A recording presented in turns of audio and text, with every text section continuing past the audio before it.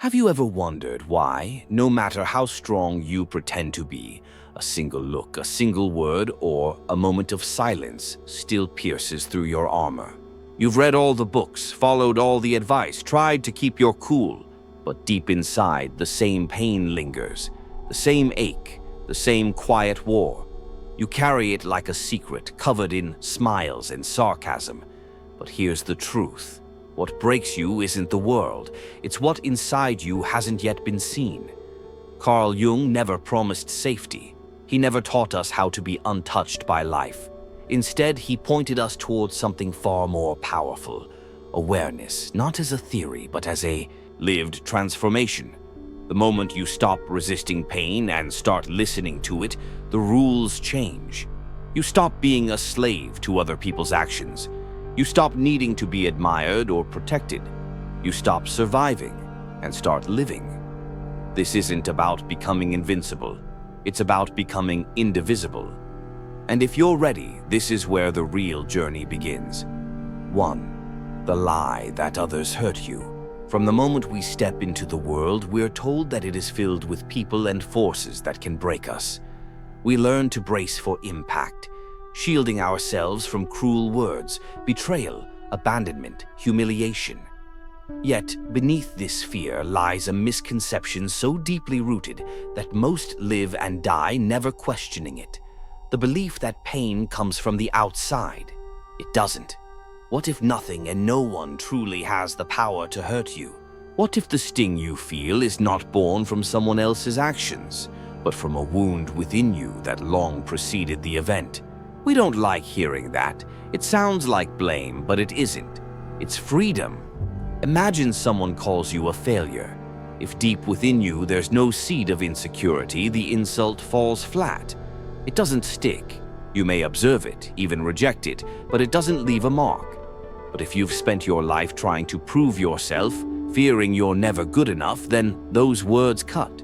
Not because they are true, but because they echo something unresolved in you. This is the principle Jung uncovered. The outer world triggers only what already exists within the psyche. Emotional pain is not generated externally. It is awakened. Rejection hurts because you fear being unworthy. Criticism burns because you secretly doubt yourself. Silence devastates because it mirrors your internal emptiness. The wound was already there. The world just found it. This truth, while uncomfortable, is the beginning of liberation. If what breaks you is inside you, then so is what can heal you. You are no longer at the mercy of others. Their behavior may still be unfair or cruel, but its power over you dissolves when you begin to integrate what lies beneath the surface of your reactions. Integration is not about condoning hurtful behavior. It's about reclaiming your emotional autonomy. You stop blaming the world and start exploring the architecture of your own pain. You ask, why did that comment unravel me? Why does this pattern repeat? What part of me needed this person's approval so badly? This shift from blame to introspection is the first crack in the illusion of powerlessness, and with it comes the realization that most people live inside an emotional echo chamber, reacting not to the present but to ghosts from the past. The childhood moment when your needs were ignored, the teacher who ridiculed you in front of the class, the friend who left when you needed them most. These memories stored in the body and mind become lenses through which all new experience is filtered. Until they are confronted, the world will continue to feel hostile. The danger isn't the world. The danger is the part of you that believes you are fragile. You are not. Fragility comes from fragmentation, from suppressing your pain instead of understanding it. We pretend we're fine, smile through the discomfort, and rationalize our emotional spirals as just being sensitive. But every emotional reaction is data. Every trigger is a signal. And until we learn to read these signals, we will mistake them for fate. You are not what happens to you. You are what you make of what happens to you. And this is why nothing and nobody can truly hurt you again, because hurt cannot survive in the presence of self-awareness. Hurt thrives in shadows. It needs confusion, denial, suppression. Bring it into the light and it loses its form. 2. Your need to control. There is a quiet war that most people never name. A war fought in their attempts to predict, prevent, and protect. Control is the strategy, and suffering is the outcome. You plan obsessively not because you're organized, but because uncertainty terrifies you.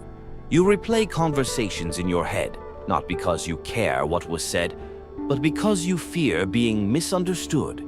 You give more than you can afford, not from generosity, but to earn safety, to buy peace. This is the unseen prison, the belief that if you manage life correctly, you can avoid pain. Carl Jung called this the neurosis of the modern person, the compulsive attempt to escape fate by managing perception. But the truth is simple and brutal. Control is a fantasy. You can't dictate how others will treat you. You can't guarantee understanding. You can't manipulate your way into permanent comfort. And every attempt to do so erodes your sense of self. The more you need to control your environment, the less control you have over yourself. You become a reactionary creature, strategizing your emotional survival, trading authenticity for approval, and making choices not from desire but from fear. The irony is that this need for control often masquerades as strength. You appear composed, responsible, even successful. But beneath the surface, your nervous system is hypervigilant. You're not present, you're bracing, you're performing. Control is exhausting. It also never delivers what it promises.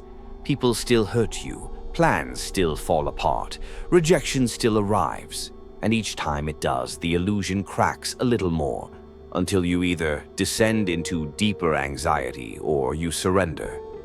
But surrender is not defeat. It is the first act of wisdom. Jung taught that true freedom begins when you stop trying to bend life to your preferences. You realize that your task is not to perfect the external world, but to become internally unshakable within it. The goal is not control, but clarity. With clarity, you learn to tolerate discomfort. You learn that not everything requires a reaction. You understand that being misunderstood is survivable, that being rejected is not a death sentence, that people's opinions of you are reflections of them, not proofs of your inadequacy. This shift from control to presence is seismic. You stop asking, "How can I prevent pain?" and begin asking, "How can I remain intact through it?" Suddenly, life stops being a threat and becomes a teacher. You're no longer a puppet of circumstances. You are a participant in your own unfolding. You begin to experience life without needing to dominate it, and in that space your inner architecture changes. Your nervous system uncoils, your heart opens. You stop managing your life like a battlefield and start moving through it like a sovereign. Control dissolves, awareness expands, and nothing, not criticism, not loss, not an abandonment, can control you again. Not because the world has changed, but because you have. 3. The unconscious dictates your fate. You think you're making choices. You think your life is shaped by logic, intention, and free will. But as Jung said, until you make the unconscious conscious, it will direct your life, and you will call it fate. Most people never confront this. They live on the surface, believing their rational mind is the author of their decisions, their desires, their beliefs. But the truth is, most of your life is driven by unconscious material, old pain, forgotten fears, stories you adopted when you were too young to know better. Why do you chase unavailable partners? Why do you explode in moments that don't deserve it? Why do you crumble when someone withdraws from you or panics when things go well? Because the unconscious remembers. Every suppressed memory, every unspoken fear, every emotional scar you buried in silence, it all lives inside you, and it acts, it chooses, it sabotages, not because it hates you, but because it's still trying to protect you using the logic of a much younger, wounded self. You think you're reacting to the present, but you're reacting to a past that was never resolved. This is why insight matters, why therapy matters, why silence, introspection, journaling, inner work all matter. Because if you don't explore what lives in your shadow will live through you. The unconscious is not a place of evil, it's a place of forgotten truths, of pain you couldn't process, of emotions you were told not to feel, and it will not leave you alone until you meet it, eye to eye. When you begin to shine light into that darkness, something shifts. You start to notice your patterns. You stop blaming others. You realize that the same dynamic has played out over and over again, not because the world is cruel, but because your psyche is asking to be integrated. Triggers become teachers, emotional storms become maps, repetition becomes a cry for resolution, and you, instead of being a passive victim of your life, become its witness, and then its architect. But this takes brutal honesty. It requires sitting with uncomfortable truths. I am not only what was done to me, I am also what I've refused to examine. I am not the hurt. I am the one who clings to it because I don't know who I'd be without it. When you stop running from your unconscious, you stop being ruled by it. You make peace with your past, not by pretending it didn't happen, but by finally feeling what it caused. You welcome the abandoned parts of yourself back into your awareness, and they stop screaming, they soften, they integrate. And when integration happens, life becomes less reactive, less chaotic, less draining. You don't have to manage every interaction because you know your triggers. You don't collapse from rejection because you've healed the part that once equated rejection with annihilation. You stop trying to rewrite the past through the present because you've accepted it. This is what it means to become whole, not perfect, not painless, but conscious. And when you are conscious, fate loses its grip. 4. You don't need armor. There is a common myth in self-development that strength is found in indifference, that to be truly powerful, you must stop caring, that the way to avoid pain is to build emotional armor, cut off your empathy, and become untouchable. It sounds appealing, especially to those who have been hurt often, but it is a lie. The truth is, armor doesn't protect you. It isolates you. It deadens your capacity to feel, to love, to connect. And more dangerously, it prevents healing. Because what you defend yourself from, you never integrate.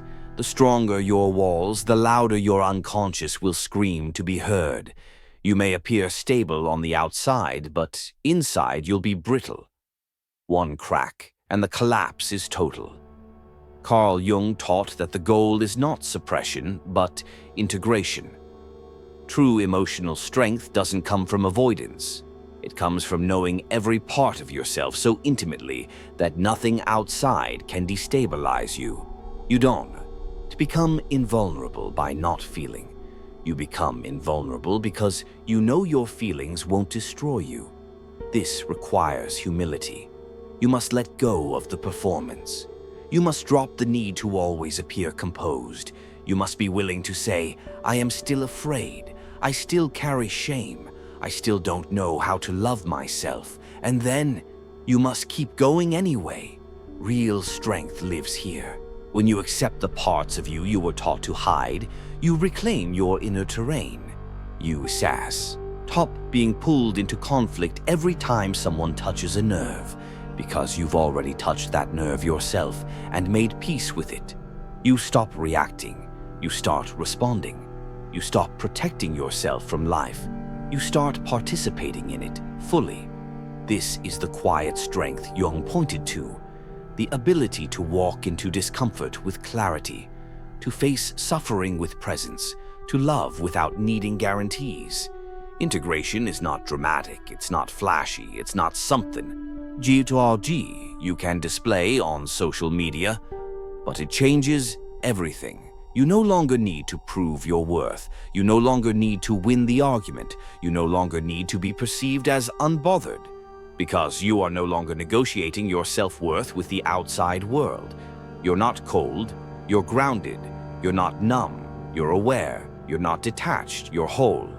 And in that wholeness, there is nothing left for the world to exploit, no unhealed wound for pain to enter through, no unconscious vulnerability for chaos to trigger. You are not armored. You are integrated. And that is a far greater strength than pretending not to feel.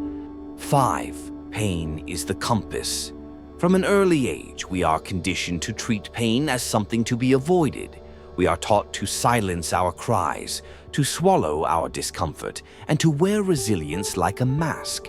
We're told that crying is weakness, that sadness is failure, and that we must move on, be strong, get over it. And so we spend years running from our own emotions, convinced that suffering is a malfunction of life.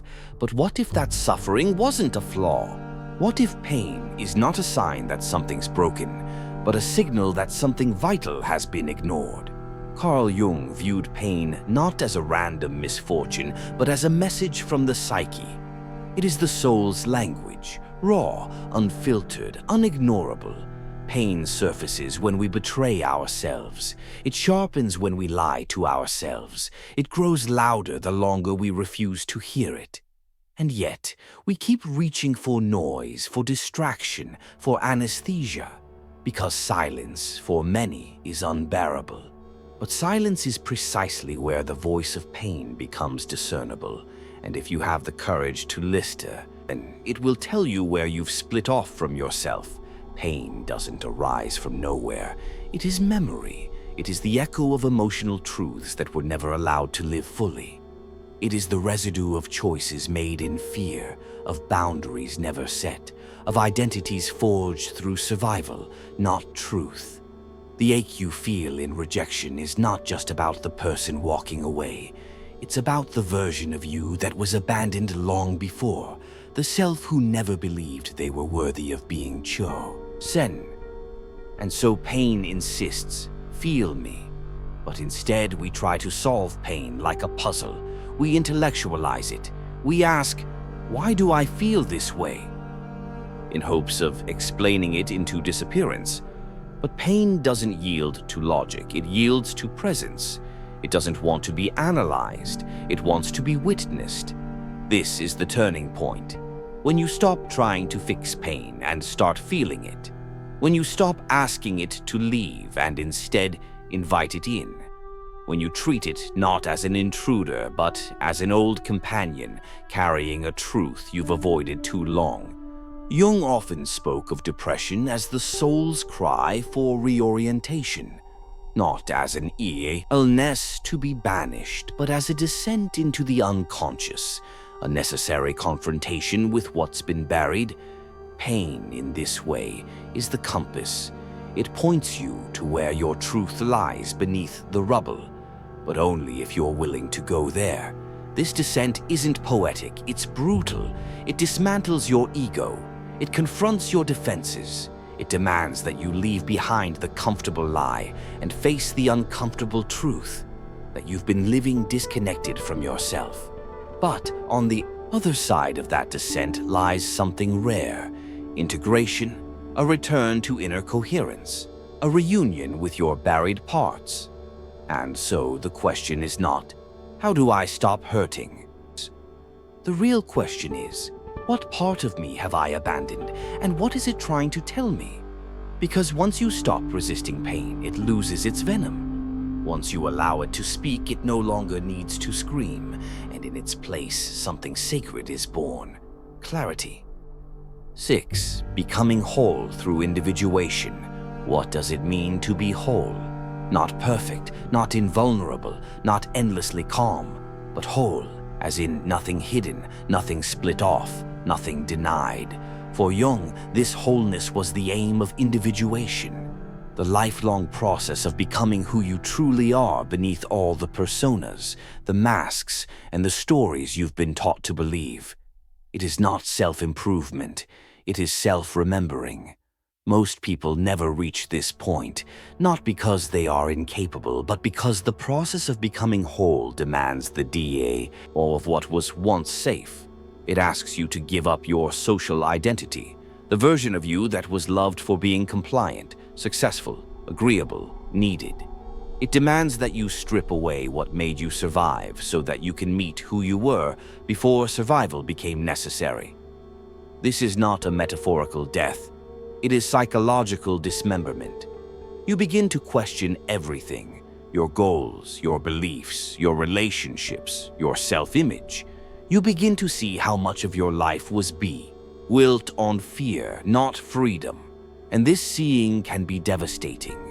But it is also necessary because you cannot integrate what you haven't yet acknowledged. You cannot become whole until you face the parts of yourself you've left behind. The angry one, the scared one, the one who cries too easily, the one who needs love and doesn't know how to ask for it, the one you deemed too much or not enough. These parts don't disappear when you ignore them. They become shadows. They show up in your relationships, in your self-sabotage, in your anxiety, in your judgment of others. And only by facing them can you reclaim your power. Individuation is not about becoming someone new. It is about becoming more fully you. And ironically, this requires that you become less certain, less polished, less performative. You become human again. As Jung wrote, the privilege of a lifetime is to become who you truly are. But that privilege costs everything false. You will lose friend. You will walk away from roles you once cherished. You will outgrow spaces you once called home. And in that loss, you will grieve, not just what was, but who you were while surviving it. And slowly, something else emerges. A stillness, a sturdiness, a truth not borrowed from others, but carved from your own inner knowing. This is wholeness, not the absence of darkness, but its integration. Not the elimination of fear, but the refusal to be ruled by it. Not the perfection of self, but the embrace of all parts, especially the ones the world told you to hide. 7. Awareness is the final shield. After all the storms, the betrayals, the inner excavations, after you've descended into the shadow and come back with your fragmented pieces, you arrive at something unexpected. Clarity. Not a clarity that explains everything, but a clarity that holds everything. It's here in this space that emotional immunity is born, not through avoidance, but through presence, not through withdrawal, but through understanding. You realize that life will never stay being unpredictable. People will still disappoint you. Loss will still come, but none of it will destroy you anymore, because your survival is no longer attached to outcomes. Carl Jung taught that consciousness is the ultimate defense, not because it prevents pain, but because it transforms your relationship with it.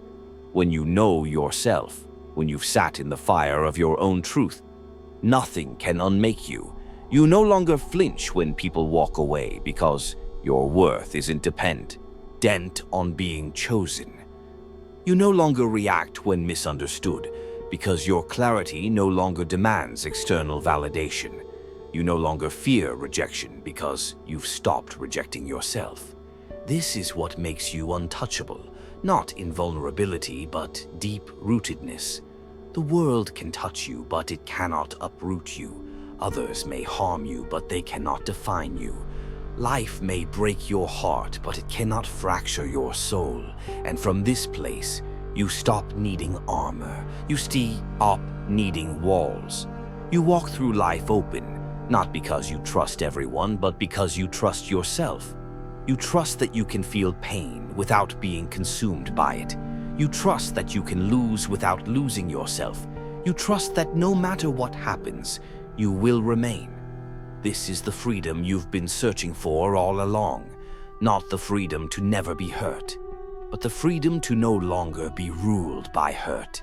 And in that space, nothing and nobody can truly harm you again.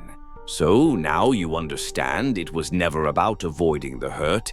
It was about facing the place where the hurt lives. That silent chamber inside you where rejection echoes, where fear breathes in the dark, where your unspoken truths still wait to be seen. You've tried to silence them, perfect them, outperform them. But pain doesn't disappear through discipline. It dissolves through clarity. Carl Jung said, "What you resist persists." And you've resisted long enough. The suffering isn't punishment, it's an invitation. Every trigger, every ache, every loss was never meant to destroy you, but to direct you toward yourself, towards the self you buried under coping mechanisms and expectations. That self is not weak, it's whole. Nothing and nobody will ever hurt you again. Not because they won't try, but because now there's nowhere in you left to wound. You're no longer split, you're awake. And from here you begin.